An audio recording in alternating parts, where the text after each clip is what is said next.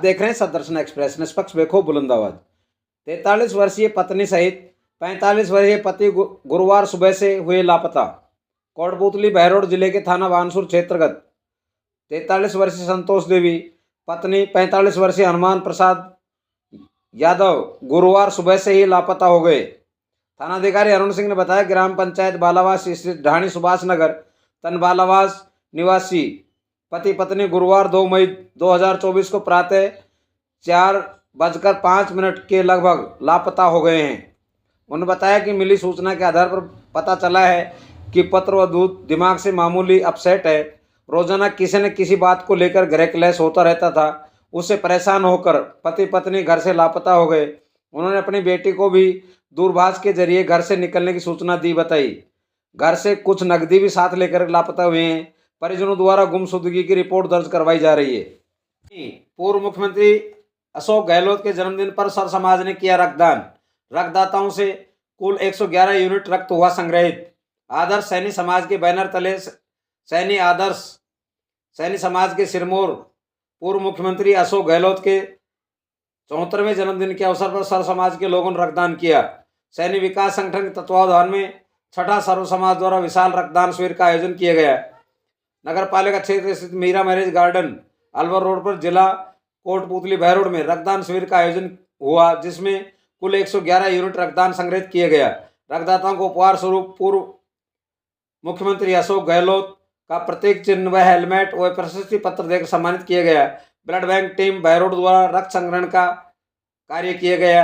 इस अवसर पर सैनी समाज के जिला अध्यक्ष बबलू बबेरवाल व संयुक्त आयोजनकर्ता कुलदीप सैनी, राष्ट्रीय फूले ब्रिगेड प्रदेश सचिव मुकेश सैनी, मंडल अध्यक्ष कांग्रेस कमेटी अशोक सैनी, प्रदेश कांग्रेस कमेटी सचिव गोवर्धन सैनी, राजेश सैनी, विजय सैनी, प्रदीप यादव, पूर्व छात्र संघ अध्यक्ष रामरतन सैनी, गंगाराम सैनी, रामस्वरूप सैनी, सुभाष सैनी, रामकुमार सैनी रसनाड़ी, विजय सैनी, योगेश सैनी, बिल्लूराम सैनी पत्रकार, बाबूलाल सैनी, रामलाल सैनी, जयराम पूनिया, रमेश पहाड़ी, बलवीर ठेकेदार, रणवीर डोई, दुलीचंद सोलंकी, रोशन सैनी, मादाराम सैनी, धर्मचंद सैनी सहित कार्यकर्ता मौजूद रहे।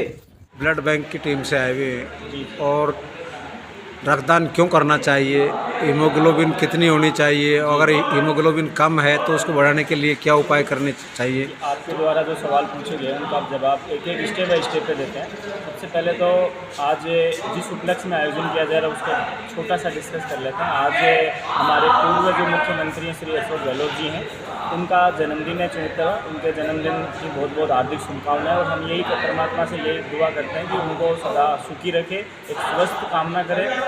और आज हमारे जो क्वेश्चन पूछे गए रक्तदान कौन कर सकता है, कौन नहीं कर सकता है, तो देखो वो महिला या पुरुष दोनों कर सकते हैं।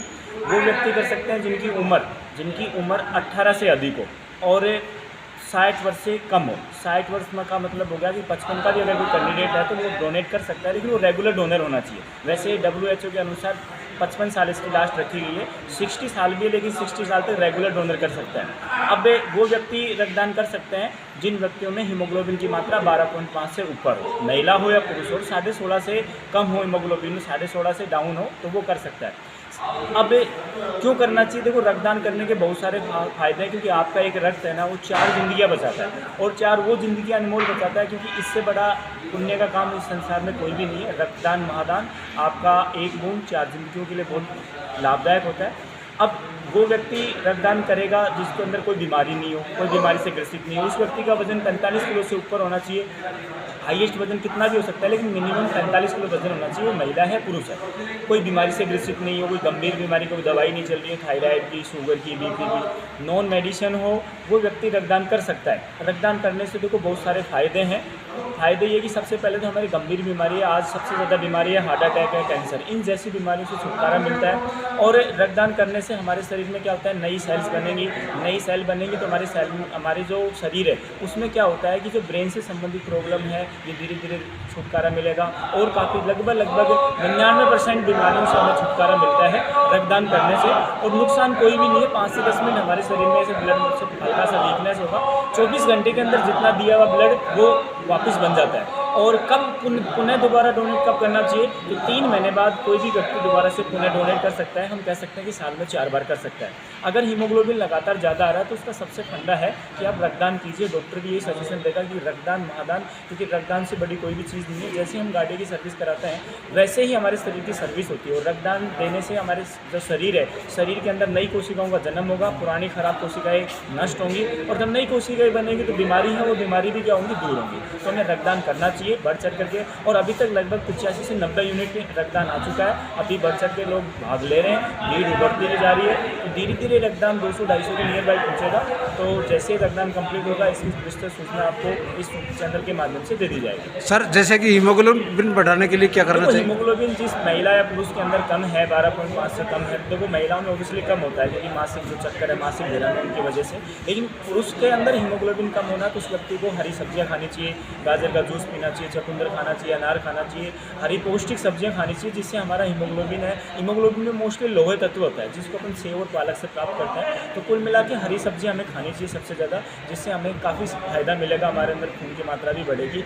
ये इसका देसी उपचार है, या हम कह सकते हैं आयरन की टैबलेट खा सकते हैं। लेकिन आयरन की टैबलेट खाने से भी सबसे बेस्ट है हरी सब्जियां खाएं, तो उससे हीमोग्लोबिन की मात्रा को बढ़ाया जा सकता है।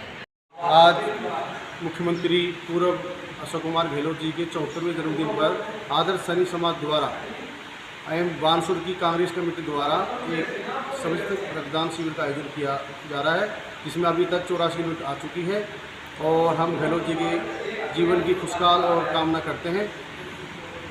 आज 74वें अशोक गहलोत जी के जन्मदिन पर आज सैनिक समाज, आदर्श सैनिक समाज कोटपुतली और 500 कांग्रेस कमेटी के द्वारा रक्तदान शिविर का आयोजन किया गया।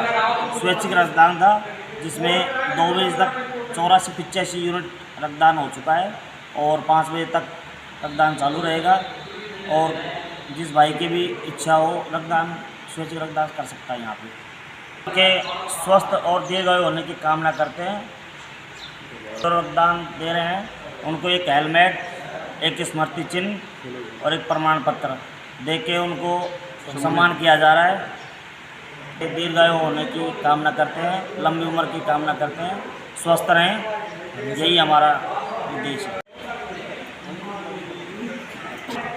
दिनांक 3/5/2024 को श्रीमान अशोक गहलोत जी पूर्व मुख्यमंत्री का 74वां जन्मदिन पर यहाँ बानसूर में आदर्श सैनिक समाज कोटपुतली बहरोड द्वारा सैन्य महासभा समिति के सहयोग से और कांग्रेस कमेटी बानसूर के सहयोग से एक रक्तदान शिविर का आयोजन किया गया। रक्तदान शिविर में 2 बजे तक लगभग 84-85 यूनिट का रक्तदान प्राप्त किया गया, और रहेगा भी 2 बजे, शाम 5 बजे तक का रक्तदान शिविर है। और सभी समाज के लोगों ने इसमें सहयोग कर रहे हैं, सभी समाज के और पूरे क्षेत्र के लोग यहाँ के अपना ब्लड डोनेट कर रहे हैं। सभी को बार बार धन्यवाद।